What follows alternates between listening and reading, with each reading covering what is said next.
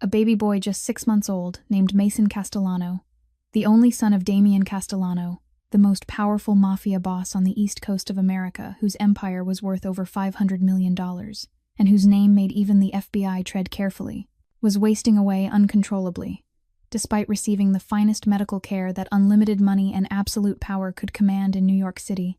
And his father, a man who had never begged anyone for anything in his 36 years of life, had desperately brought the child to more than 15 different specialists, from gastroenterologists at Johns Hopkins to endocrinologists at Mayo Clinic, from nutritionists at Cleveland Clinic to immunologists at the most exclusive private practices in Manhattan, spending over $2 million in medical consultations. Yet not a single one of them could explain why this baby, who ate normally and showed no symptoms of any disease, kept losing weight day after day until his tiny ribs began to protrude, and his once chubby cherubic face became gaunt, deathly pale. But when Dr. Amelia Harper, a 27-year-old pediatrician who worked at Brooklyn General Hospital in one of the poorest neighborhoods of the city, a woman drowning in $250,000 of student debt, who sometimes slept in the on-call room because her studio apartment was too small and moldy, was hired almost by accident after the baby's nanny remembered how this exhausted young doctor had once saved her own son's life. She saw something that all those expensive physicians from elite private clinics had completely overlooked. Something that had nothing to do with advanced medical technology or complex diagnostic procedures, but rather with basic human observation and the willingness to look beyond what seemed obvious. What Dr. Amelia discovered inside that fortress of a mansion, guarded by armed men and surrounded by wealth beyond imagination, horrified her so deeply that she could barely believe what her own eyes were witnessing. And what she did next not only saved Mason's life, but also exposed a devastating truth about this powerful crime family that would shake its very foundations, prove that neither money nor power nor fear could buy true love or protect the innocent from the evil that sometimes lives within one's own home, and reveal that sometimes guardian angels do not come with wings and halos, but with worn-out stethoscopes, dark circles under their eyes, and the unbreakable courage to see what others refuse to see. Tell us in the comments which city you are watching from and let us begin this story. If stories like this touch your heart, hit that like button, share it with someone who needs to hear this, and subscribe so you never miss what comes next. Because what happened between the Mafia King and the hospital doctor will prove that even the darkest souls can find redemption through love. Dr. Amelia Harper was in the middle of her 3rd consecutive night shift at Brooklyn General Hospital when the first call came, the call that would change everything. It was a Tuesday night, and the pediatric emergency department was packed as always. Mothers clutching their children and crying uncontrollably, kids burning with high fevers, the monitor machines beeping non-stop, the smell of antiseptic mixed with sweat, and the anxiety of dozens of families waiting in the narrow hallway. Amelia had just finished examining a 3-year-old girl with pneumonia when the phone in her coat pocket vibrated. She glanced at the screen and her heart tightened when she saw the number from Mount Sinai, where her younger sister was being treated. She asked permission to step into the hallway, her trembling hand pressing the answer button. The voice on the other end belonged to Lily's attending physician, and what he said made Amelia's legs feel like they might give out. Lily's condition was deteriorating rapidly. Her blood cancer had progressed to stage 4. The bone marrow transplant surgery had to be done within 2 weeks, or it would be too late. The cost was $150,000, and the hospital needed a deposit of at least 50% before they could proceed. Amelia leaned back against the peeling hallway wall, closed her eyes, and tried to hold back the tears rising in her throat. Lily wasn't her biological sister, but they'd met at the orphanage when Amelia was 10 and Lily was only 5, a thin little girl with wide, frightened eyes who'd just been returned by her second adoptive family because they only wanted a healthier child. Amelia had promised she'd protect Lily, had worked like a madwoman for 17 years to pay for her schooling, and now, when Lily needed her most, she had nothing but $250,000 in debt and a bank account with less than $800 left. She opened her phone, stared at the number in her banking app, then stared at the rent bill for the damp studio apartment she still hadn't been able to pay for 2 months, and she wondered if fate was testing her or punishing her for some sin she didn't even know she'd committed. Her phone vibrated again, this time from an unfamiliar number. Amelia almost didn't answer, but something made her press the button. The voice on the other end was a young woman, shaking and full of worry. "Dr. Harper, my name is Maria Santos. You might not remember me, but 2 years ago you saved my son. He had severe pneumonia, and the other doctors kept insisting it was just an ordinary cold. You were the only one who insisted on an X-ray and found the illness in time." Amelia tried to remember. There were too many patients, too many faces. But the name Maria Santos sounded familiar. "I remember," Amelia said. "How can I help you, Maria?" "Doctor, I'm working as a nanny for a family in Manhattan. They have a 6-month-old baby who's very sick. They've taken him to more than 15 different doctors, the best doctors in America, but no one can figure out what's wrong. The baby keeps getting thinner every day, and I'm afraid he won't make it." Amelia frowned. If they'd already seen the best doctors, then why call me? I'm just a doctor at a public hospital. I don't have a private clinic. I don't have modern equipment. Maria was silent for a moment. Then she said, "Because you're different, doctor. You really look at the patient. You truly care. And I feel like something isn't right in that house. But I'm not a doctor, so I don't know how to prove it. I only know the baby needs real help." Amelia wanted to refuse. She was too exhausted, too terrified for Lily, too drained after 3 nights without sleep. But something in Maria's voice, that desperation, that real fear, wouldn't let her say no. "Who is this family?" Amelia asked. Maria drew in a deep breath, then said, "The Castellano family. Dr. Damien Castellano." Amelia went still. Everyone in New York knew that name. The most powerful mafia boss on the East Coast of America. The man, even the FBI treated cautiously. The man people said could make anyone disappear without leaving a trace. And now his nanny was asking a broke doctor from Brooklyn to come save his son. "Give me the address," Amelia heard herself say. "I'll come after my shift ends, but I can't promise anything." When she hung up, Amelia didn't know she'd just agreed to step into an entirely different world. A world of power, secrets, and danger, where the truth was more terrifying than any illness she'd ever treated. Amelia finished her shift at 8 in the evening, after 12 straight hours of examining patients, writing prescriptions, calming anxious mothers, and trying to keep sick children stable through the night. She changed out of her sweat-soaked scrubs, pulled on an old coat with worn shoulders, and stepped into the parking lot behind the hospital where her 2003 Honda Civic waited like a loyal old friend. The car had nearly 300,000 miles on the odometer. The faded paint had peeled in several places. The right door needed to be slammed twice before it would open, and the air conditioning had died last summer. But it still ran, and that was all Amelia needed. She typed the address Maria had sent into her phone with the cracked screen, and when the location popped up on the map, she couldn't help letting out a long sigh. The Upper East Side of Manhattan, one of the most expensive neighborhoods not only in New York but in all of America, where the price of a single apartment could buy an entire row of houses in Brooklyn. Amelia drove across the Brooklyn Bridge, watching Manhattan's skyscrapers glitter in the night like a lavish paradise she'd never belonged to. When she turned into the streets of the Upper East Side, the difference was so stark it was almost painful. Bentleys, Rolls-Royces, and Mercedes Maybachs were parked along both sides of the road, gleaming under the streetlights like precious jewels, and her rusty Honda Civic looked out of place among them like a duckling that had wandered into a flock of swans. The mansions here didn't resemble anything Amelia had ever seen, each one its own architectural statement, hidden behind tall iron fences and perfectly trimmed gardens. But when she reached the address Maria had given her, Amelia realized all those other mansions were merely the homes of ordinary rich people. This was the fortress of a king. The Castellano family estate sat at the end of a private drive, surrounded by a stone wall at least 4 meters high, with security cameras perched along the top, turning slowly like eyes that never slept. The main gate was a pair of massive iron doors etched with intricate patterns, and behind them Amelia could see at least 3 men in black suits standing watch, their posture making it clear they weren't ordinary guards. Amelia stopped her car at the gate, rolled down her window, and was about to press the buzzer when one of the men strode forward, the gate's lights cutting across an angular face marked by a long scar that ran from his temple down to his cheekbone. "Who are you, and what are you doing here?" His voice was cold as steel, not a question so much as a command. "I'm Dr. Amelia Harper. Maria Santos called me to examine the baby."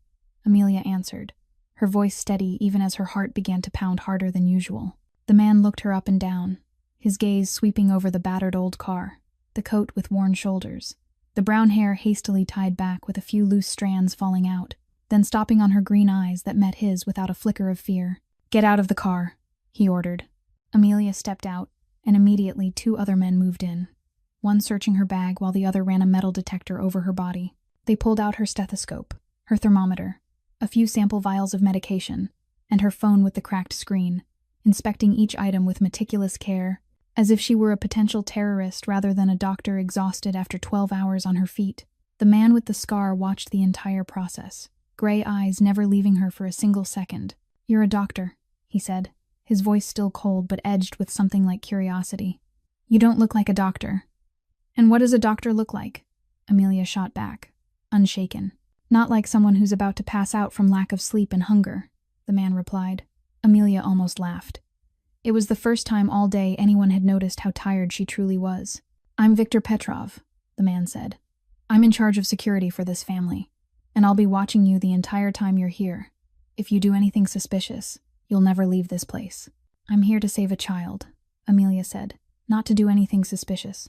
Now can you take me to the patient, or are we going to stand out here all night?" Victor studied her a moment longer, and then something flickered in his gray eyes, maybe surprise, or a sliver of respect for the courage of this small woman. He nodded to the gate guard, and the massive iron doors slowly swung open, revealing a stone-paved drive leading to an enormous 3-story mansion, every window blazing with light as if no one inside could sleep. Victor led Amelia through the heavy oak front doors, and the instant she stepped inside, she felt as if she'd crossed into an entirely different world. The main hall of the mansion was as large as the entire first floor of the hospital where she worked, the floor paved in pristine white Italian marble with gray veins running through it like frozen rivers, the ceiling soaring overhead with a massive crystal chandelier casting warm light over oil paintings and sculptures that Amelia was certain each cost more than her entire lifetime of a doctor's salary. But she didn't have time to admire the opulence, because Victor guided her across the hall, turned into a long corridor lined with closed doors on both sides, and stopped in front of a set of double doors at the far end. He knocked twice, short and sharp, then opened the doors without waiting for an answer, and Amelia stepped into an office whose luxury made her catch her breath. Walnut bookcases ran along both walls from floor to ceiling, filled with leather-bound volumes that looked as if they'd been around for hundreds of years. A massive ebony desk sat before a wide glass window overlooking a garden lit to a shimmering glow, and behind that desk sat a man who, with a single glance, made Amelia understand why this entire city trembled at the sound of his name. Damien Castellano didn't look like what she'd imagined a mafia boss would be. There was nothing crude about him, nothing openly savage. Instead, he was a tall man in a perfectly tailored black suit, black hair slightly disheveled as if he'd run his hand through it again and again during the night, and eyes the color of cold steel fixed on her with an intensity that would have made most people lower their gaze. But Amelia wasn't most people. She'd looked death in the eyes too many times in the hospital to fear a man, no matter how powerful he was. "So this is the doctor Maria found," Damien said, his voice low and cold, his gray eyes sliding from her hastily tied hair down to her worn old sneakers. "You look more like an intern than a doctor, and you think you can do what 15 of the top specialists in America couldn't." Amelia felt heat rush to her face, but she swallowed her anger, keeping her voice steady as she replied, "I don't think I can do anything, but I can try, and if you keep judging doctors by how they look instead of what they can do, that might be why your son is still sick." The room seemed to freeze. Victor, behind Amelia, drew in a sharp breath, and she could feel his shock that anyone would dare speak to Damien Castellano that way. Damien rose from behind the desk, and Amelia realized he was taller than she'd thought, at least 1.85 meters. His steps slow but threatening as he moved toward her, stopping less than a single pace away. "Do you know who you're talking to?" he asked, his voice light as a feather but dangerous as a blade. "I'm talking to a father whose child is sick," Amelia answered, not stepping back even as her heart pounded like a war drum. "And that father can keep wasting time asking me pointless questions, or he can let me examine his child. Your choice." Damien stared at her, gray eyes drilling into her green ones, as if searching for any hint of fear, but he didn't find it. One moment passed, then another, and finally something shifted in his gaze. Not anger, but something Amelia couldn't read. "You have 1 week, Damien said, his voice still cold but less overtly threatening. 1 week to figure out what's wrong with my son. If you fail, you'll leave this place and you'll never be allowed to come back." "And if I find it?" Amelia asked. "If you find it," Damien said, "then I'll owe you a favor. And a favor from Damien Castellano is worth more than anything you can imagine. But let me make one thing clear," he went on, stepping closer until Amelia could catch the faint scent of expensive cologne. "If you do anything that harms my son, Whether by accident or on purpose, you'll wish you'd never been born. Do you understand? Amelia swallowed hard. This was the first time she truly felt the danger radiating from him. A danger that didn't come from the threat itself, but from the certainty that he was fully capable of carrying it out. I understand, she said, her voice steadier than she felt. And I want you to understand one thing too. I'm a doctor. My job is to save people, especially children, so you don't need to threaten me to make me do my best. I'm going to do it no matter who you are. Damien held her gaze a long moment more, then turned to Victor and said, Take her up to Mason's room, and tell Natasha to come down to see me. Victor led Amelia up to the second floor by way of a curved marble staircase, each of her footsteps echoing through the mansion's heavy silence. They passed down a long hallway lined with family photographs, and Amelia caught a brief glimpse of Damien's wedding picture, with a beautiful blonde woman, but she didn't have time to look closer, because Victor stopped at a door at the end of the hall. The young master's room, he said, then opened it. Maria's inside. Amelia stepped in and immediately felt the room's strange contrast. This was the most luxurious nursery she'd ever seen in her life, with an intricately carved white oak crib that probably cost as much as her entire year's salary. Walls painted a soft pastel blue, toys and stuffed animals packed onto shelves. A moon-shaped nightlight casting a warm golden glow. Everything perfect, as if it had been lifted from an interior design magazine. But the baby lying in that expensive crib was the exact opposite of the perfection around him. Mason Castellano, at 6 months old, looked as if he were only 3 months. His tiny body so thin and fragile Amelia could see each rib pressing up beneath pale, delicate skin. A face that had once been chubby now hollowed out, with sunken eyes staring up at the ceiling in weary exhaustion, and little hands reduced to skin over bone gripping the crib rail as if it were the only thing keeping him anchored to life. Amelia's heart tightened. She'd seen many sick children through her years at a public hospital, but something about Mason made her want to cry. Maria stood beside the crib, the young Puerto Rican nanny's face worn with worry and fatigue. It was clear she'd spent many nights awake caring for this child. Doctor, Harper, Maria said, her voice trembling. Thank you for coming. I don't know what to do anymore. Amelia nodded and moved to the crib, gently placing her hand on Mason's forehead to check his temperature. The baby wasn't feverish. She took out her stethoscope and listened to his heart and lungs. His heart rate was normal. His lungs were clear. She checked his eyes, his mouth, his throat. There were no signs of infection. She palpated his belly. There was no unusual hardness or mass. Clinically, Mason looked like a completely healthy baby, except he was slowly dying of malnutrition, and no one could explain why. How does he eat? Amelia asked Maria.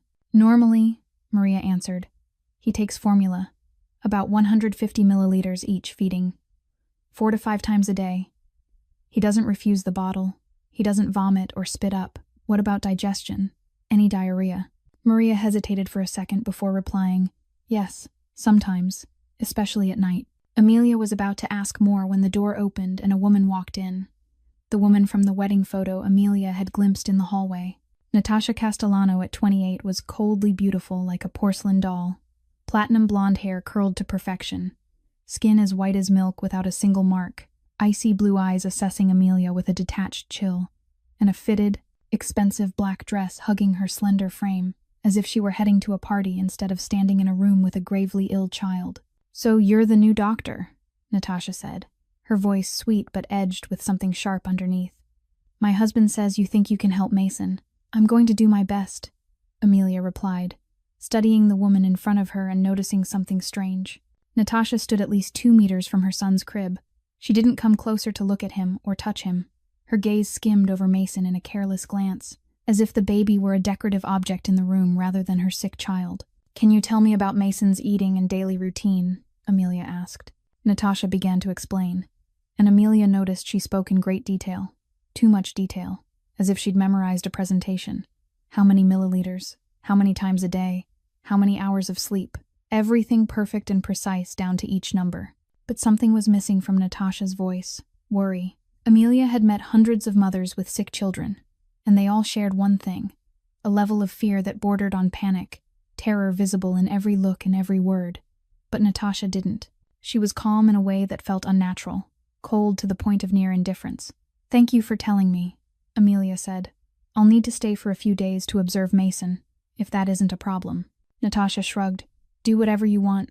then turned and left the room without looking back at her son even once. When the door closed, Maria stepped closer to Amelia, her voice a whisper as if she were afraid someone might hear. "Doctor, I want to tell you something, but I don't know if I should." "Go ahead," Amelia encouraged her. Maria glanced around, then said, "I don't know how to explain it, but every time Mrs. Castellano feeds Mason at night, he screams and has terrible diarrhea. But when I feed him, there's no problem. I told the other doctors, but they said I was worrying too much. They said I'm not a specialist, so I shouldn't make wild guesses."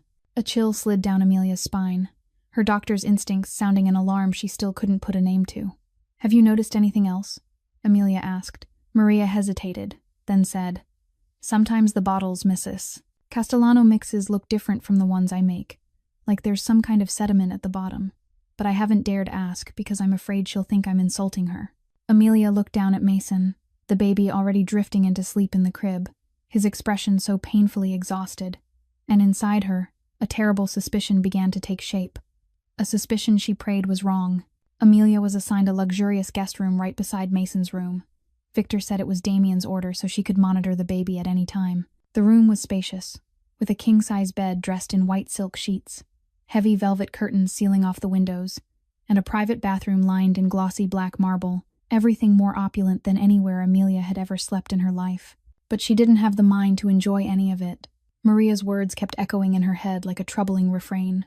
Every time Mrs. Castellano feeds Mason at night, he screams and has diarrhea. Amelia lay on the bed, eyes wide open, staring up at the ceiling decorated with intricate patterns, and she knew she wouldn't be able to sleep tonight. She glanced at the clock on the wall. 11 at night. The mansion had sunk into silence, leaving only the steady tick of an old clock somewhere out in the hallway. Amelia sat up, quietly opened her door, and stepped into the corridor. She crossed the few steps to Mason's room and gently pushed the door open. Maria was sitting in the armchair beside the crib, her head bobbing with sleep after a long day. "You should go rest," Amelia whispered. "I'll watch Mason tonight." Maria looked up, her eyes red from exhaustion. "But you need rest too, doctor." "I can't sleep," Amelia said. "You go. If anything happens, I'll call you." Maria hesitated, then stood. "Thank you, doctor," she said, and left the room. Amelia sat in the chair Maria had just vacated and watched Mason sleeping in the crib, his breathing soft but slightly labored. It twisted something inside her. She stayed there in the dark, lit only by the gentle glow of the moon-shaped nightlight, and she waited. An hour passed, then 2. Amelia began to nod off, but she fought the drowsiness, took a sip of cold water from the bottle she'd brought, and kept watching. The clock read 3 in the morning when she heard light footsteps in the hallway. Instinctively, Amelia rose and slipped back into a dark corner of the room, where the shadow of the large wardrobe could hide her completely. The door opened without a sound, and Natasha Castellano stepped in like a ghost in a white silk nightgown. In her hand was a bottle, but it wasn't one of the bottles Maria had prepared and stored in the refrigerator. This was a different one, a bottle Natasha had brought from somewhere else. Amelia held her breath, watching from the darkness as Natasha moved to Mason's crib and gently lifted the baby up. Mason stirred faintly, his eyes still closed, and Natasha placed the bottle's nipple into his mouth. The baby began to feed on instinct, and Natasha stood there, her face expressionless in the dim light of the nightlight, watching him drink with none of the tenderness or worry a normal mother would show. About 10 minutes later, when the bottle was empty, Natasha placed Mason back in the crib, then silently left the room the way she'd come. Amelia stayed frozen in the dark, heart hammering, and waited. She didn't have to wait long. Less than half an hour after Natasha left, Mason began to writhe in the crib, his tiny face tightening in pain, and then the baby let out a piercing scream, a cry that tore through the mansion's quiet night. Amelia rushed to the crib and lifted Mason, and immediately she smelled it, the sharp stench of watery stool. She laid him on the changing table, and what she saw made her heart feel as if it were being crushed. Mason's diaper was soaked with yellow-green liquid, diarrhea so severe the skin on his bottom had already flushed red with irritation. Amelia changed his diaper, trying to soothe him while her thoughts spun out of control. A healthy baby couldn't have diarrhea this severe after an ordinary bottle of formula. Maria had been right.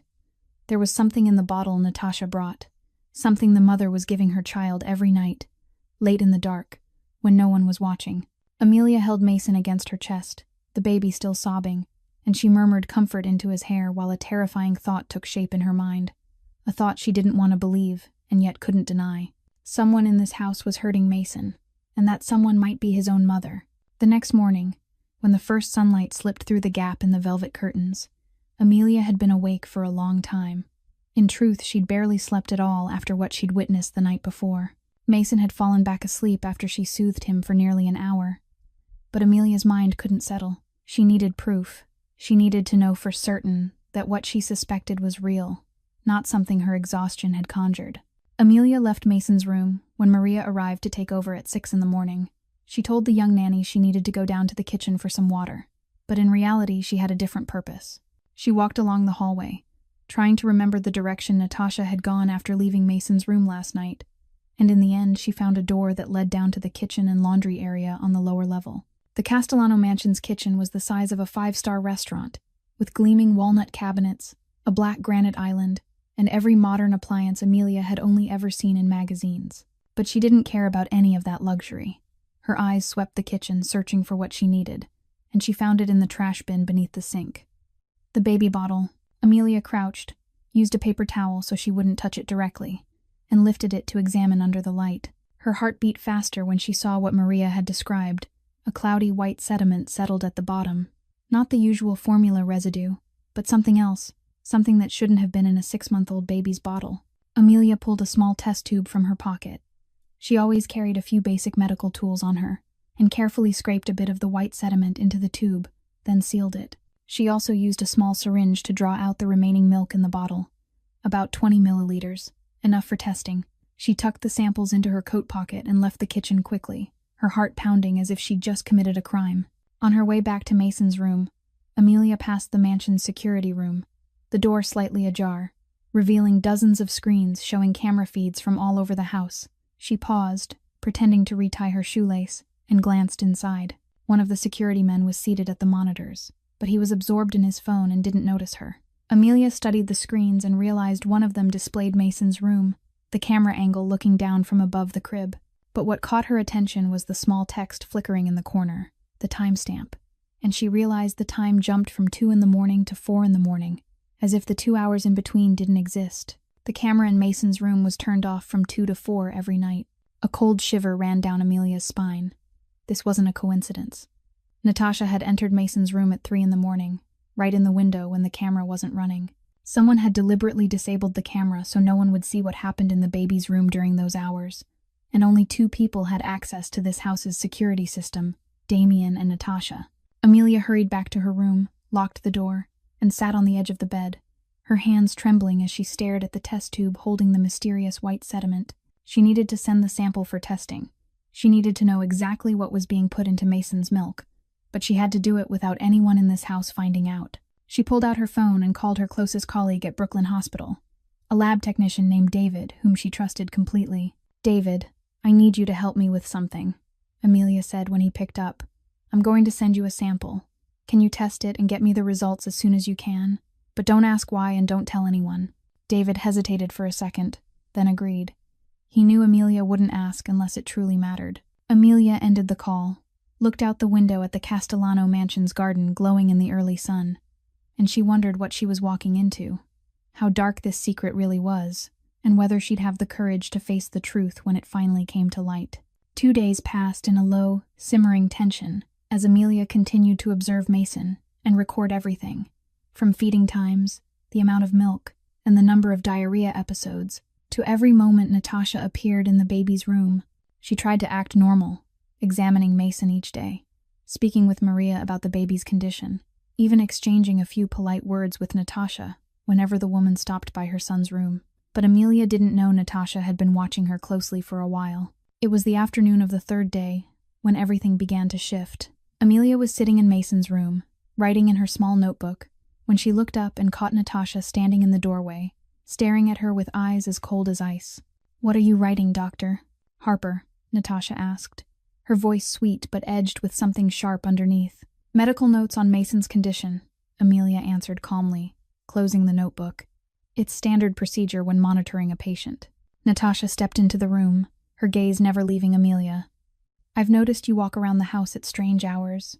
You seem interested in more than just my son's health." Amelia felt her heart speed up, but she kept her face unreadable. I'm a doctor. My job requires me to observe anything that might affect a patient's health, including the living environment and daily routine. Natasha studied her a long moment, her lips pressing into a thin line. Then she turned and left without saying another word. Amelia knew she was being targeted now. That night, as Amelia was getting ready for bed, there was a knock at her door.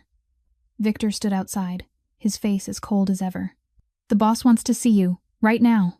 Amelia followed Victor downstairs, through the familiar corridors, to the door of Damien's office. This time, when she stepped inside, it wasn't only Damien. Natasha was there too, sitting in the chair across from her husband's desk, her eyes on Amelia with a look of triumph. Damien rose as Amelia entered, his face harder to read than ever. Gray eyes cold as steel, but with something else hidden deep beneath that Amelia couldn't quite name. "My wife says you've been acting suspicious," Damien said, his voice low and slow. "She says you ask strange questions. You watch things in this house as if you're searching for something. Do you want to explain?" Amelia met Damien's gaze without flinching. "I'm doing my job. You hired me to find out why your son is sick, and to do that I have to observe everything, including things other people might not want me to see." Natasha sprang to her feet. What is she implying? What? That someone in this house is hurting Mason? That's the most ridiculous thing I've ever heard. Amelia turned to Natasha, and for the first time she saw something flicker in those icy blue eyes. Not anger, but fear. "I'm not implying anything," Amelia said slowly. "I'm only saying I'm doing my job. And if Mrs. Castellano feels threatened by that, maybe she should ask herself why." The room seemed to freeze. Natasha opened her mouth to speak, but Damien lifted a hand to silence her. He stared at Amelia, gray eyes drilling into her as if he were trying to read every thought in her head. "Are you saying my wife is connected to my son's illness?" Damien asked, his voice so dangerous the air in the room felt thick. "I'm saying someone in this house is giving your son something that shouldn't be in the milk of a 6-month-old baby," Amelia answered, her voice steady even as her heart pounded wildly. "I don't have enough evidence yet to say who it is, but I'll find out. And when I do, you'll be the first to know." Natasha burst into tears, or at least pretended to. "I can't believe it. She dares to say things like that about me. Damien, you have to throw her out immediately." Damien didn't say a word. He just stood there, watching Amelia with an unreadable expression, and she felt as if he were weighing every word she'd spoken, every flicker on her face, every beat of her heart. Finally, he spoke. "You have 1 week. I already said it. If by then you have no proof for what you just implied, you'll leave this place and pray I'm generous enough to forget what you said." "I don't need a week," Amelia replied, turning to walk out. "I only need the truth, and the truth always finds a way to surface, no matter how hard someone tries to bury it." That night Amelia couldn't sleep. She lay in bed, staring up at the ceiling, her thoughts spinning with everything that had just happened in Damien's office. She knew she was walking a tightrope. On one side was the truth she had to uncover, on the other was the most powerful mafia family on the east coast of America, and if she was wrong, if she couldn't prove what she suspected, she might never leave this mansion.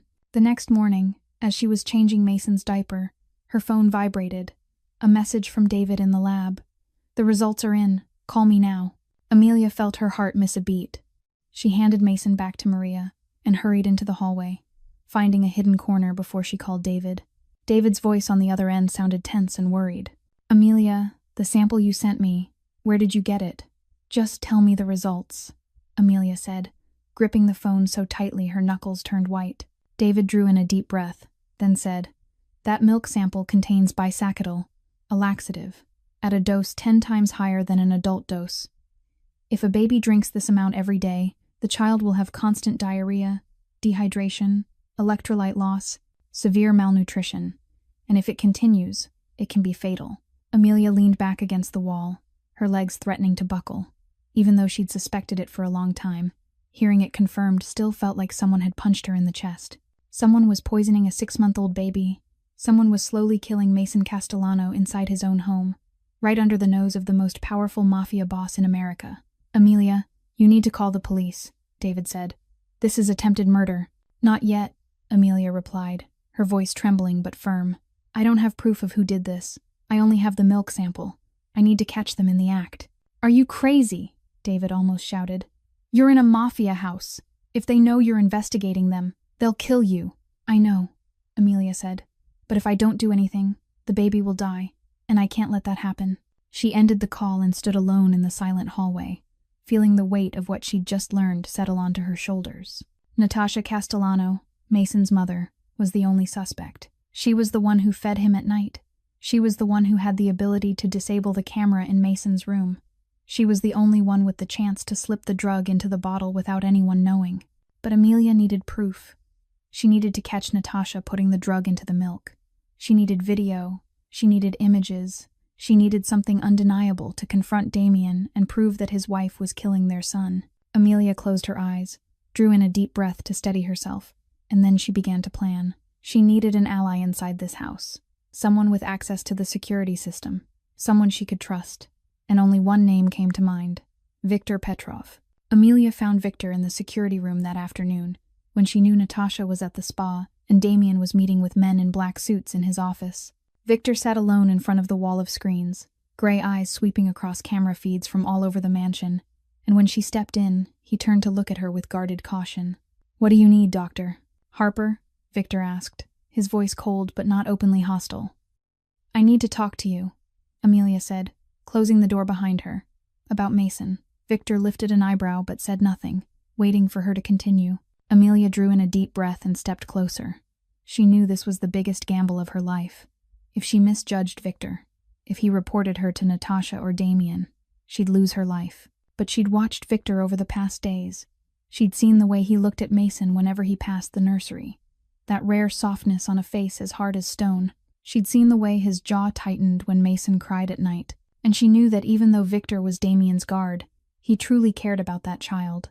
"I know who's making Mason sick," Amelia said bluntly, without circling around it. Viktor shot to his feet, gray eyes sharp and fixed on her. "What did you just say?" Amelia pulled the printed lab result from her pocket and handed it to Viktor. "I took a milk sample from the bottle Mrs. Castellano gives Mason at night and sent it for testing. The results show it contains bisocotyl, a laxative, at a dose 10 times higher than an adult dose." Viktor read the paper, and Amelia watched his face shift from skepticism to shock, and from shock into something like rage simmering beneath an icy surface. He looked up, his voice trembling with restraint. "You're saying Mrs. Castellano, Mason's mother, is poisoning her own son?" "I'm saying someone is putting medicine into Mason's milk," Amelia replied, "and the only person who mixes his bottle at night is Mrs. Castellano. She's also the one with the ability to shut off the camera in Mason's room from 2 in the morning to 4 in the morning every night. I checked." Viktor set the paper down on the desk, his hands curling into fists, the scar on his face twitching with the grind of his teeth. "Why are you telling me this instead of telling the boss?" "Because I don't have direct proof yet," Amelia answered. "I need to catch her putting the drug into the milk. And to do that, I need you to help me install a hidden camera in Mason's room, a camera she can't disable." Viktor fell silent for a long moment, his gaze drifting to the screens in front of him, where one of them showed Mason lying in the crib with Maria seated beside him. When he finally spoke, his voice was low and filled with resolve. "I've worked for Mr. Castellano since I was 20. He saved my life, gave me a purpose. I'd die for him if I had to." He turned to look at Amelia. "But Mason, that boy is the future of this family. He's everything the boss has. If someone is hurting him, no matter who it is, I'll never forgive it." Viktor walked to a locked cabinet in the corner, opened it, and took out a small device. "This is a wireless camera. The battery lasts 7 days. It connects directly to my phone. No one can turn it off except me." He handed it to Amelia. "Tonight I'll install it in Mason's room after Mrs. Castellano is asleep, and then we'll wait." Viktor installed the camera at midnight, when the entire mansion had sunk into sleep. He hid the tiny device inside a teddy bear on the toy shelf. The angle perfect, covering the entire crib and the formula mixing area in Mason's room. Amelia lay in her own room, her phone resting on her chest, the screen showing the live feed from the hidden camera, her eyes locked on every movement in the dark nursery, lit only by the faint glow of the moon-shaped nightlight. Maria had gone back to her room at 10 at night after feeding Mason his last bottle of the day. The baby slept peacefully in the crib, unaware that tonight would be the night that changed his fate. 1 hour passed, then 2. Amelia felt her eyelids grow heavy, but she didn't dare sleep. She drank cold, stale coffee from the cup on her bedside table and kept waiting. The clock on her phone read 2:47 in the morning when Mason's door slowly opened. Amelia jolted upright, heart pounding, eyes never leaving the phone screen. Natasha Castellano slipped into the room like a ghost in a white silk nightgown, blonde hair loose over her shoulders, her bare face looking pale under the dim light. She walked to the formula station in the corner, took out a clean bottle, and began mixing formula, her movements practiced as if she'd done it hundreds of times. Amelia held her breath, her finger pressing the record button on her phone, making sure every moment was saved. Natasha finished mixing the formula. Then she stopped, looked around the room as if to make sure no one was there, and Amelia felt her blood turn to ice when she saw what happened next. Natasha pulled a small white bottle from the pocket of her nightgown, opened the cap, and poured a measure of white powder into the baby bottle, then shook it until the powder dissolved completely. Amelia wanted to scream, wanted to run into Mason's room and snatch the bottle away, but she knew she had to let Natasha finish so she'd have evidence that couldn't be denied. Natasha moved to Mason's crib and gently lifted him, and Mason stirred awake, sleepy eyes lifting to his mother's face. Natasha placed the bottle nipple into his mouth, and the baby began to drink on instinct, unaware that the milky liquid was slowly destroying his small body. And then Natasha began to speak, her voice a whisper, but Victor's camera captured every word clearly, and what Amelia heard made her clamp a hand over her mouth to keep from sobbing out loud. "I'm sorry, my love," Natasha whispered, her voice trembling as if she were holding back tears. "But this is the only way. Do you understand? When you're healthy, your father is never home. He goes to meetings. He goes to see dangerous men. He does things I'm not allowed to ask about. He looks right through me as if I don't exist." Natasha pressed a kiss to Mason's forehead. "But when you're sick, your father stays home. He cancels every meeting. He sits by your crib for hours. He talks to me. He looks at me. I need him to see me. Do you understand? I need him to love me the way he loves you." Tears streamed down Amelia's cheeks, not out of pity for Natasha, but out of horror at what she was witnessing. A mother poisoning her own son just to earn her husband's attention. A cruel distortion of love and loneliness. "I don't want you to die," Natasha went on, sounding as if she were trying to convince herself. "I just wanted you to be a little sick, just enough to keep your father at home, just enough to make him worry, but you keep getting thinner. You keep getting weaker, and I don't know what to do. I can't stop. If I stop, you'll get better, and your father will disappear. I'll be invisible again." Mason finished the bottle, his eyes already closing, and Natasha placed him back in the crib, standing there for a long moment, her face blank. Then she slipped out of the room in silence. Amelia sat on the bed, her phone still in her hand. The video had captured everything, from the moment Natasha poured the drug into the milk to the terrifying confession she'd whispered to her child. This was the proof. This was what Amelia needed to show Damien the truth. But before she could do anything, she had to make sure Mason was safe tonight. She rose and stepped out of her room, intending to go to Mason's room to monitor him after that poisoned bottle. But she didn't know Natasha hadn't truly left. She was standing in the hallway's darkness, and icy blue eyes were fixed on Amelia. Amelia had barely stepped out of her room when a hand grabbed her wrist and yanked hard, dragging her into the hallway's darkness. She tried to scream, but another hand clamped over her mouth, and when her eyes adjusted, she saw Natasha Castellano's face inches from hers, those blue eyes no longer cold, now burning with a terrifying madness. "You heard," Natasha hissed through her teeth, her voice no longer sweet but pure hostility. "I know you're watching me. I saw you holding your phone. You recorded me, didn't you?" Amelia struggled, but Natasha was stronger than she looked. The strength of someone cornered, the strength of desperation. Natasha snatched the phone from Amelia's hand, glanced at the screen, and saw the camera app still running, her face twisting with fury. "Who do you think you are?" Natasha growled. "You think you can come here and ruin my life? You're just a broke little doctor from Brooklyn. You're nothing." Amelia bit the hand covering her mouth. Natasha screamed in pain and let go, and Amelia immediately shouted, "You're killing your own son. You're sick. You need help." "Shut up," Natasha screamed. "I'm not sick. I love my child. I'm doing everything for love. You don't understand. No one understands."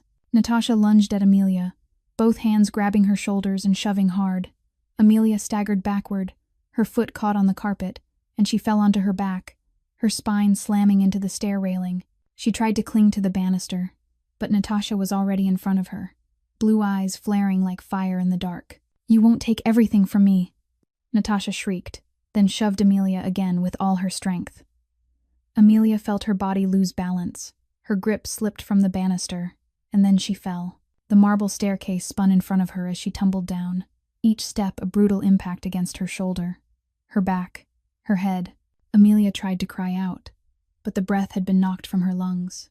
She only heard the dry crack of bone as her arm slammed against the edge of a step, and then her head struck the marble floor at the base of the stairs, with a sharp, sickening sound. The world lurched. Pain exploded in her skull like a bomb, and Amelia saw Natasha's silhouette at the top of the staircase, looking down at her with a blank face. The last thing Amelia thought before darkness swallowed her was the phone, the video evidence. She hoped Victor had gotten the signal. She hoped Mason would be saved, and then everything sank into nothingness. Blinding white light was the first thing Amelia became aware of as she slowly opened her eyes, her head pounding like it was being split with a hammer and her throat burning dry as if she hadn't had water in days. She blinked a few times, trying to make her vision settle, and little by little she realized she was lying in a hospital bed, her left arm in a cast and suspended high, her head wrapped in bandages, and the steady beep of a monitor sounding beside her. She tried to remember what had happened: the dark hallway, Natasha, the struggle, the stairs, and then the memory crashed back like a wave that stole her breath. "Mason," she rasped, her voice hoarse. "Mason. He's safe now." The low, familiar voice made Amelia turn her head, and she saw Damien Castellano sitting in the chair beside her bed, his face so drawn she almost didn't recognize him. Rough stubble on his jaw, gray eyes shadowed from lack of sleep and rimmed red as if he'd been crying. Something Amelia had believed impossible for the most powerful mafia boss in America. "Victor found you at the bottom of the stairs," Damien said, his voice heavy and exhausted. "Your arm is broken. You have a mild head injury. The doctors said you're lucky it wasn't worse." Amelia tried to sit up, but the pain in her skull forced her back down. "The video," she said. "The phone." Natasha took it. "I've already seen the video," Damien said, and Amelia realized his voice trembled slightly. "Victor backed up all the footage from the hidden camera into his system before you installed it. He sent it to me the moment he found you injured. I watched everything, from beginning to end." He paused, drawing in a deep breath as if trying to hold something in. "I heard what she said to my son. I heard her confess to all of it." Amelia looked at Damien, and for the first time she didn't see the terrifying mafia king. She saw a man falling apart, a father who just uncovered the most brutal truth imaginable. "My wife poisoned my son," Damien said, his voice catching. "She almost killed Mason just because she wanted my attention. She watched him grow thinner every day, watched him suffer, watched him cry, and she kept giving him poison. How can a mother do that to her child?" Amelia didn't know what to say. She lay there in silence, watching the most powerful man in this city shatter in front of her. "Where is Natasha?" she asked at last. "Arrested," Damien replied. "I called the police right after I watched the video. For the first time in my life I called the police, instead of handling things my own way. But this is my son. This is my wife. I didn't know what to do." He bowed his head, both hands covering his face, and Amelia heard a sound she never thought she'd hear from Damien Castellano, the choked sob of a man carrying too much pain. "She confessed to everything," Damien said through broken breaths.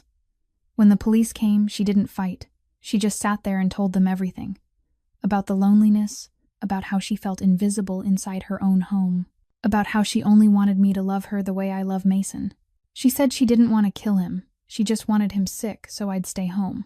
But he kept getting weaker, and she didn't know how to stop." Amelia closed her eyes, feeling tears slide toward her temples. "This is Munchausen by proxy," she said softly. "A mental disorder where someone harms the person they care for to gain attention. Natasha isn't a monster. She's sick. She needs treatment." "Don't defend her," Damien snapped, surging to his feet, his voice suddenly sharp again. "She almost killed my son. Sick or not, I don't care. She'll pay for what she did." Amelia looked at him and saw the conflict in those gray eyes, caught between whatever love he'd once had for his wife and the hatred for what she'd done to their son. "How is Mason now?"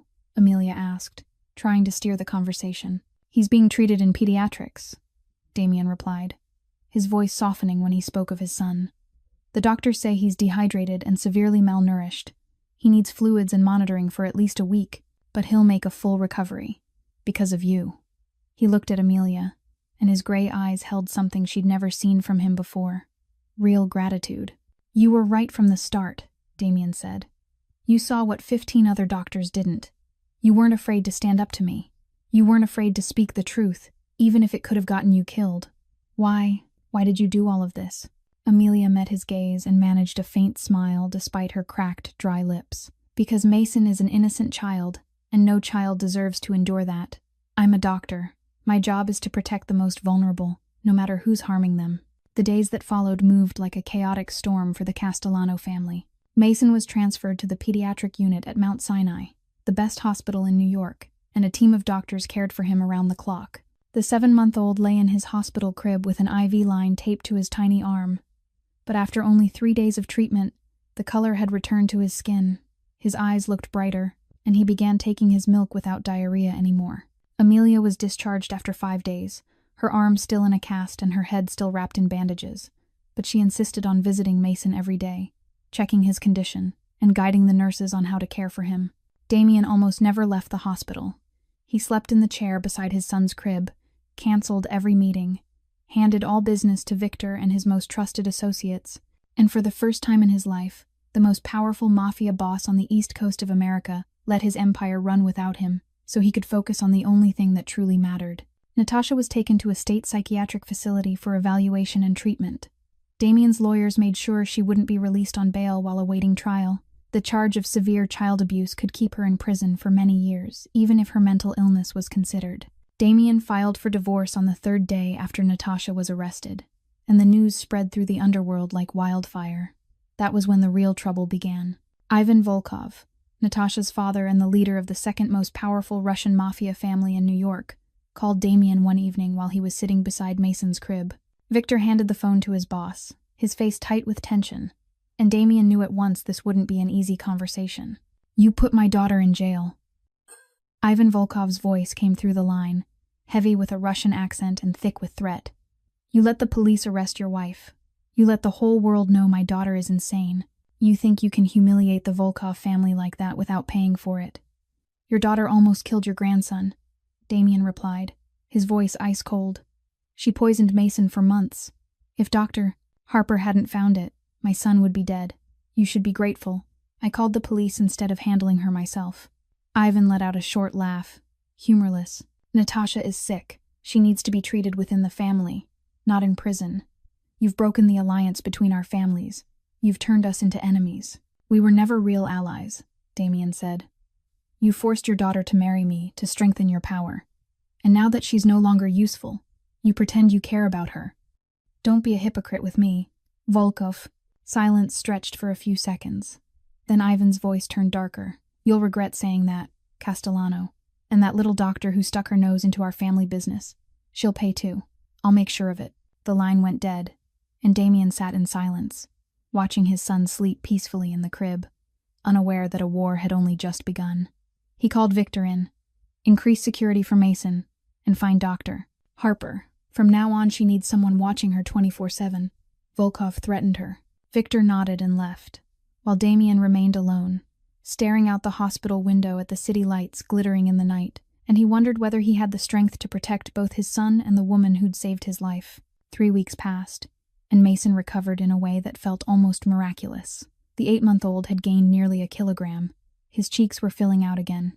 His gray eyes, like his father's, now sparkled instead of sitting hollow and exhausted as before, and his laughter rang through the Castellano mansion like music this house had been missing for far too long. Amelia visited Mason every day at Damien's request. At first she thought it was only to check the baby's health, but little by little she realized those visits had become the thing she looked forward to most in her day. Maria returned as a full-time nanny. Damien tripled her pay for the loyalty and genuine love she showed Mason, and the mansion carried a different atmosphere now. Lighter, warmer, as if Natasha's ghost had been driven out. The conversations between Amelia and Damien began with short exchanges about Mason's condition, then gradually stretched longer, deeper, more intimate. The first night, Damien asked her about her work at Brooklyn Hospital, about the patients she treated, about why she chose a public hospital instead of expensive private clinics. The second night, Amelia asked him about his childhood, about the father who was assassinated when Damien was only 18, about the burden of taking control of an underworld empire while he was still so young. They sat in the great living room after Mason had fallen asleep, firelight from the hearth dancing across their faces, and Amelia realized that beneath Damien Castellano's cold, ruthless exterior was a lonely man A man who'd never been allowed to be weak, never been allowed to trust anyone completely. "You're the only one who isn't afraid of me," Damien said late one night as they sat side by side on the sofa, Mason sleeping soundly in his room, and Maria on the night shift. "From the first moment you walked into this house, you looked me in the eye and said what no one else dares to say. Why?" Amelia was quiet for a moment, watching the flames in the fireplace. "Because I've already lost everything," she said softly. "People only fear when they still have something to lose. I've been an orphan since I was 8. I grew up in foster care. I was moved through 7 different foster families. I'm used to not belonging anywhere, to having nothing. So, I'm not afraid of losing anymore." Damien watched her, and his gray eyes softened in a way Amelia had never seen. "You're stronger than anyone I've ever met," he said. "And I've met a lot of people who claim they're strong. Mafia bosses, gunmen, killers. But none of them compare to you, a small doctor from Brooklyn who dared to stand against my entire empire to save a child you didn't even know." Amelia felt heat rush to her cheeks and she quickly turned away so Damien wouldn't see it. "I was just doing my job," she said, her voice smaller than usual. "No," Damien said, and his hand unexpectedly touched her chin, gently turning her face back so she had to meet his eyes. "You did more than that. You almost died for my son. My wife pushed you down the stairs. And even after that, you still came to see Mason every day, even though no one was paying you. Don't tell me it was only your job." Amelia's heart raced so fast she thought Damien might hear it. The space between them was only a few centimeters. She could catch the faint scent of his expensive cologne, could see the pale scar cutting through his left eyebrow, could look into gray eyes fixed on her with a feeling she didn't dare name. But then her phone vibrated in her pocket, shattering the moment, and when she glanced at the screen, her heart dropped to the bottom of her stomach. A message from Mount Sinai, about Lily. Her condition was worsening. The surgery needed to happen within a week, and Amelia still didn't have enough money for the deposit. She stood up too quickly. "I'm sorry. I have to go," she said, her voice trembling slightly. "There's something I need to handle." Damien looked at her with concern. "Is something wrong? Can I help?" "No," Amelia said fast. Maybe too fast. "It's nothing. Just work at the hospital. I'll come see Mason tomorrow." She left before Damien could ask anything else. And all the way back to her damp studio apartment, she wondered why she hadn't told him about Lily, why she hadn't asked for help when he could clearly solve her financial problem with a snap of his fingers. Maybe because she didn't want to become someone who lived on favors from a mafia boss. Maybe because she was afraid that if she took his money, whatever was forming between them would change. Or maybe because she'd carried everything alone for so long she didn't know how to let anyone help her anymore. It was a late night, 2 days after Amelia rushed out of the Castellano mansion. She'd just finished a night shift at Brooklyn Hospital and was walking out to the parking lot behind the building, her mind spinning with worry for Lily and thoughts of Damien she couldn't shake. The lot was empty near midnight, only a few staff cars scattered under pale yellow lights, and Amelia didn't notice the black van parked near the exit until it was too late. She'd just unlocked her beat-up Honda Civic when a rough hand clamped over her mouth from behind. Another arm wrapped around her waist and lifted her clean off the ground. Amelia fought, tried to scream, but the hand over her mouth was too tight and she was dragged toward the van before she could do anything. The van door swung open. She was thrown inside, her head striking the cold metal floor, and before she could see her attackers' faces, a coarse cloth bag was pulled over her head, plunging her into complete darkness. When the bag was yanked away, Amelia didn't know how much time had passed. Maybe a few hours, or the whole night. She only knew she was sitting on a wooden chair in a damp room that looked like a basement, her hands bound tight behind her back, and in front of her stood a tall man with white silver hair and eyes as cold as ice. Eyes she recognized at once as the same eyes as Natasha's. "Ivan Volkov," he said, as if introducing himself at an elegant party instead of in a kidnapping cellar. "Natasha's father. And I'm sure you've heard my name, Dr. Harper." Amelia didn't speak. She held his gaze, forcing her face to stay still while fear churned inside her. Ivan smiled, a smile that never reached his eyes. "You're the one who destroyed my family. You're the one who got my daughter arrested, who stained the Volkov name. You think you can do that without paying for it." "I only saved a child who was being poisoned," Amelia replied, her voice steadier than she felt. "Your daughter is the one who did that, not me." The slap came fast and hard. Amelia's head snapped to the side, her cheek burned, and she tasted blood in her mouth. "Don't you dare talk about my daughter that way," Ivan snarled. "Natasha is sick. She needs treatment within the family, not in a prison. And you took that right away from us." He motioned to the two men standing behind him, and they stepped forward, fists raining down on Amelia without mercy, into her stomach, her chest, her face, each blow a wave of pain crashing through her body. But Amelia didn't scream. She bit her lip until it bled and didn't let a single sound escape. She'd endured too much in her life to be broken by a few punches. "Now," Ivan said when the men finally stopped, "you'll call Damian Castellano and tell him that if he wants you alive, he needs to free Natasha and hand over all of Eastern Manhattan to the Volkov family." Amelia spat blood onto the floor and looked Ivan straight in the eye. "No." Ivan tilted his head, as if he couldn't believe what he'd just heard. "What did you say?" "I said no," Amelia repeated, her voice hoarse but firm. "I won't help you threaten anyone, and I sure won't help you free a woman who almost killed her own son." "Who are you to defend Damian Castellano?" Ivan shouted, his face red with rage. "Do you even know what he is? He's a monster, a murderer, a crime boss." "I know he's a father," Amelia replied, "and I'm his child's doctor. That's all that matters." Meanwhile, back at the Castellano mansion, Damian was like a caged beast. Victor reported Amelia missing at dawn, when the guard assigned to watch her found her Honda Civic still parked in the hospital lot, the door hanging open, her keys on the ground, and no sign of her anywhere. Damian shattered the glass table in his office when he heard. He called every contact, pulled every resource, threatened and bought off anyone who might know anything. "Find her," he ordered Victor, his voice more dangerous than Victor had ever heard. "Tear this whole city apart if you have to. I don't care how much money it takes or how many bodies it costs. Find her and bring her back to me." Victor looked at his boss and saw something burning in those gray eyes. This wasn't only a father's gratitude toward the doctor who'd saved his child. This was something deeper, stronger, more frightening. "Boss," Victor said carefully, "she's just a doctor. Don't risk the entire empire for one woman." Damian turned on Victor, and the look in his eyes made even his most loyal guard take a step back. "She saved my son's life," Damian said, his voice low and unwavering. "She's worth me setting the whole world on fire to bring her back." It took 18 hours of ripping information out of every source in the underworld before Damian finally found where Ivan Volkov was holding Amelia. An abandoned warehouse on the outskirts of Brooklyn, once a Volkov meatpacking facility before it was shut down a few years earlier, and now a place to keep enemies Ivan wanted to deal with in silence. Damian didn't wait, didn't draw up a careful plan, didn't negotiate. He gathered 20 of his most loyal men, armed them with heavy weapons, and moved out into the night. Victor sat beside him in the lead SUV, checking his pistol one last time. "Boss, this could be a trap," he said. "Volkov knows we're coming. He might already be ready." "I don't care," Damian answered, his voice cold as steel but his gray eyes burning with a fire Victor had never seen.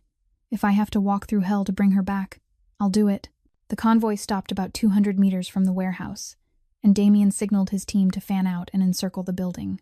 The late-night darkness hid them as they moved closer, and Damian could see light leaking through boarded windows, could hear the guards outside talking. He signaled Victor, and in an instant the two guards were taken down in silence, throats cut before they could make a sound. The raid began. Damian kicked the front door in and drove inside, the gun in his hand roaring as he dropped 2 Volkov men in the entry. Gunfire exploded everywhere, bullets fell like rain, and Damian's men surged in like a tidal wave. Volkov's crew fought back hard. They had the advantage of the layout and they were prepared, but they hadn't expected Damian Castellano to lead the assault himself with a brutality that made even seasoned killers flinch. Damian pushed toward the stairwell that led down to the basement, shooting anyone in his way. No hesitation, no mercy. Blood sprayed the walls, bodies sprawled across the floor. But he didn't slow, didn't look back. There was only one goal in his mind. He kicked the basement door open and saw her, Amelia strapped to a wooden chair, hands tied, her face marked with bruises and dried blood, but her green eyes still wide and fixed on him in shock.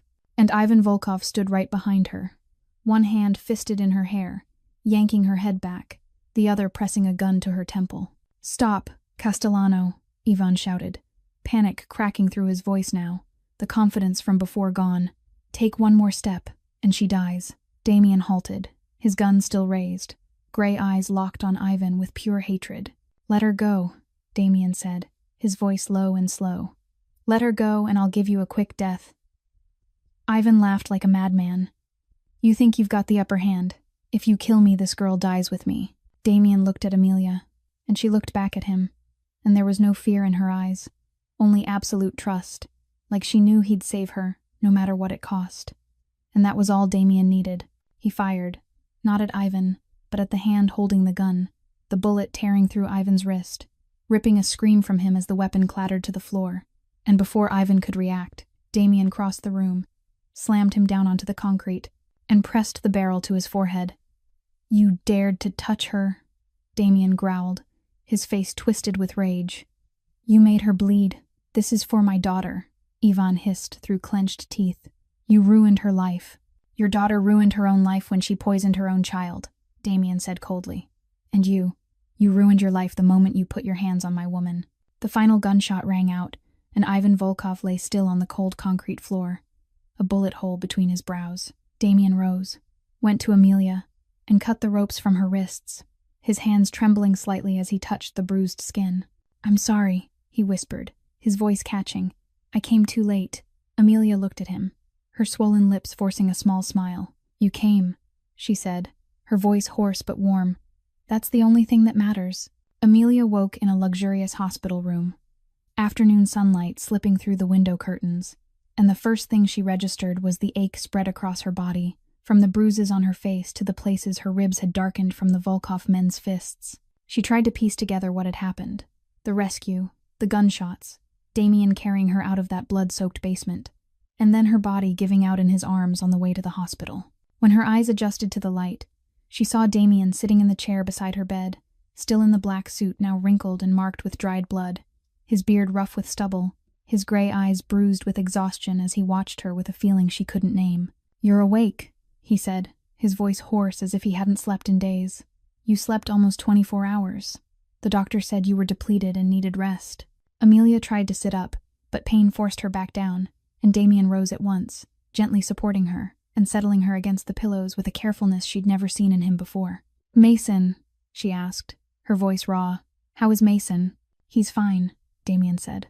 "Maria's taking care of him at home. He misses you. He keeps asking where Dr. Amelia is all day." Amelia managed a small smile, even though her lips still hurt. Then she looked at Damien with worry. "And you? Are you hurt?